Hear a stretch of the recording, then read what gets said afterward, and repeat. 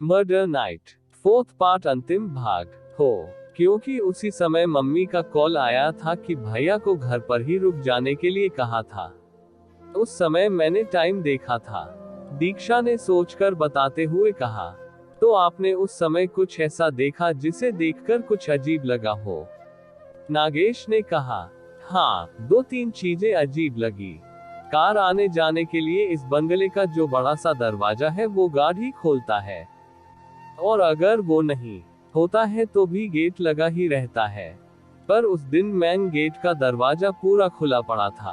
Car को जल्दी से बंगले में अंदर लाने के बाद मैं भागकर घर के अंदर जाने लगी तो देखा कि वो दरवाजा बंद था। तब मेरी सांस में सांस आई। उसी समय भैया को ऐसा लगा कि कोई गार्डन में झाड़ियों की तरफ कुछ हलचल हुई, लेकिन रात के अंधेरे में कुछ नजर नहीं आया।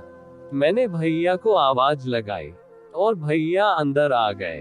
उन्होंने मुझे बताया कि उन्हें झाड़ियों की तरफ किसी के होने का आभास हुआ। मैंने कहा कि हो सकता है कि शायद कोई जानवर हो।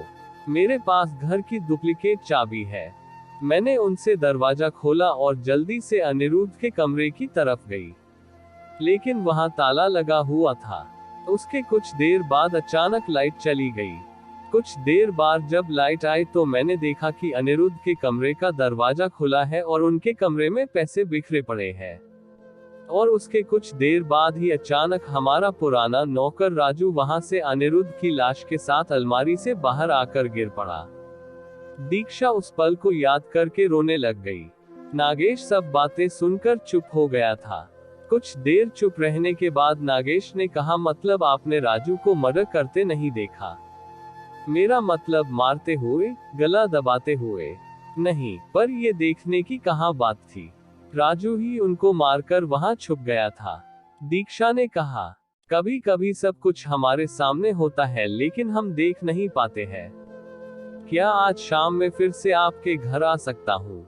मुझे और पूछताछ करना है, पर अभी मुझे बहुत जरूरी काम याद आ गया है, नागेश ने कहा। जी जरूर, दीक्षा ने कहा। 3 जनवरी 2020 रात 8 बजे। नमस्ते दीक्षा जी, माफी चाहता हूँ आने में देर हो गई। मुझे 1-2 बातें पूछना या आपसे। बहुत जल्द ही हम असली कातिल तक पहुँच जाएंगे, नागेश ने कहा। जी बताएं, क्या जानना है आपको? दीक्षा ने कहा। 1, बुरा न माने तो क्या 1 कप चाय मिल सकती है? नागेश ने कहा। संजय इतनी बेशर्मी से नागेश को चाय मांगते देखकर चौंक गया, पर वो चुप रहा। दीक्षा को भी ये थोड़ा अजीब लगा, पर उसने अपने नौकर का आवाज दी और कहा, राकेश 2 कप अच्छी चाय बना कर लाओ। जी उधर से आवाज आई। अच्छा, आप ये बताइए कि उस रात जब आप घर में आए तो क्या आपको ऐसा नहीं लगा कि घर में कोई और भी है? नागेश ने पृष्ठा। जी लगा तो था, पर मेरा सारा ध्यान अनिरुद्ध को ढूंढने में लगा था। दीक्षा ने कहा। जब आप घर में आए तो आपके भैया कहाँ थे? नागेश ने पूछा। पूरा समय मेरे साथ ही थे। मैं उनके रुकने का इंतजाम करने के लिए दूसरे कमरे में उनके साथ आई थी, दीक्षा ने कहा। जो छत की सीढ़ियों के पास बना हुआ है? नागेश ने पूछा।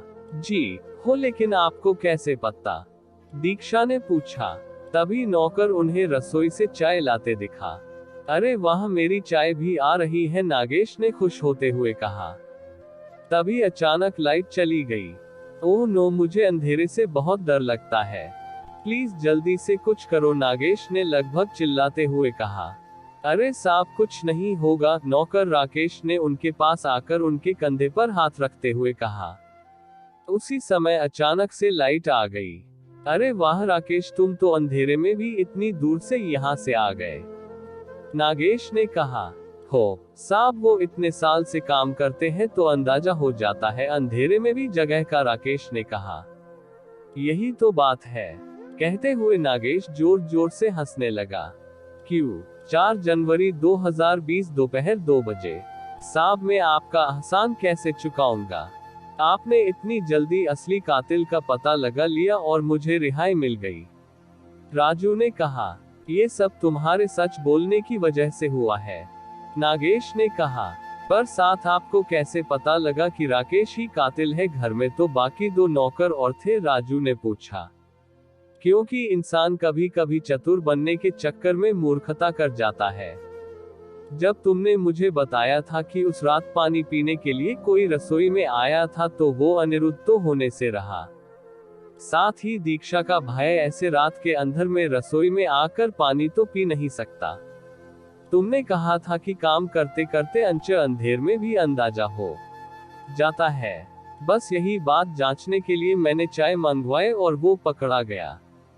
और तुमने तो तिजोरी में से 50,000 ही चुराए। वो पहले ही 10 लाख रुपए चुरा चुका था, जिसे अनिरुद्ध ने देख लिया और हाथापाई के बाद राकेश ने उसका गला दबा दिया और फिर चतुराई से तुम्हें फंसा दिया। क्योंकि तुम्हें यहाँ आने और चोरी करने का संदेशा राकेश ने ही भिजवाया था।